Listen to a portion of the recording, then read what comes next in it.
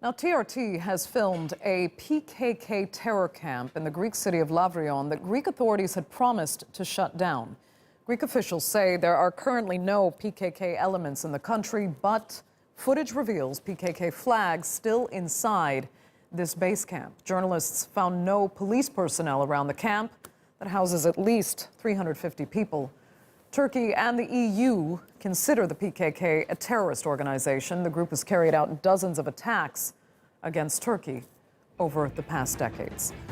Now, joining me in the studio is Hasan Unal, the head of the Department of Political Science and International Relations at Maltepe University. Thanks so much for coming in. I think the first question needs to be why and how a PKK camp could be built in Greece in the first place, especially given that Greece is an EU member.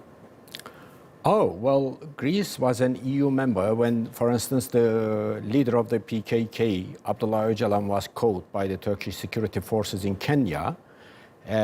He had a Greek Cypriot passport, and then he had been residing in the Greek Cypriot ambassador there. So Greece's involvement with the PKK, its connivance with all these terrorist organizations against Turkey, has a long track. It has a long history. So in this sense, there is nothing new in the footage you've just put on. But in another, it reminds us of what and how Greece has been basically hand in glove with all these terrorist organizations against Turkey. It's no good, but as you remind, for instance, no good for a EU member, as well as a NATO member, a fellow NATO member, against a fellow NATO member, that is Turkey, to basically get involved in all these activities. But it's always been there. And over the last 10 years or so, we all thought that Greece had been sort of downgrading its activities, reducing them a bit, because of the financial economic crisis it has found itself and couldn't get out and all that. So because of all that, and also perhaps Greece was expecting to wrench quite a few concessions out of Turkey through Turkey's accession process to the European Union and all that. But it seems, as your footage shows, we have been basically perhaps mistaken in our expectations that all these activity and the involvement is going on. And moreover, there is also the FETÖ connection, the connection of the other groups that also find basically a refuge in Greece and Greek territory. This is no good, basically. Right. And I mean, the sad truth is Greece isn't the only European country to have known PKK members on its territory that they've taken no action against. Help us better understand why these countries would let them stay. Do they think there's a moral element here, or is this only really leverage to try to use against Turkey at some point? Well,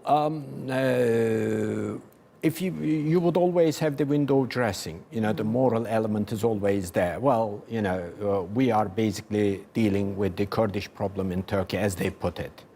But then I'm talking about the whole European Union world, if you like, at large, not only Greece. But then when it comes to difficult things like the PKK and all that, how would you be involved in the in PKK activities? How would you basically foster them, finance them, support them, and perhaps even supply them?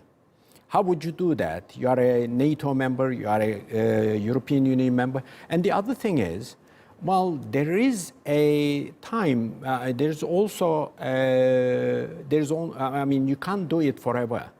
For instance, in the 1980s, Greece, Syria were involved in fostering the PKK, supporting them together with the Greek Cypriot side and all that. So what happened? Well, Turkey moved against Syria, for instance, in those years and said, well, you have to give it up. And if you don't, then, I'll break your neck, which basically brought about the Adana memorandum, which stabilized relations between the two countries. And it may lead to that point because Turkey's perspectives for European Union accession is very low, almost nil.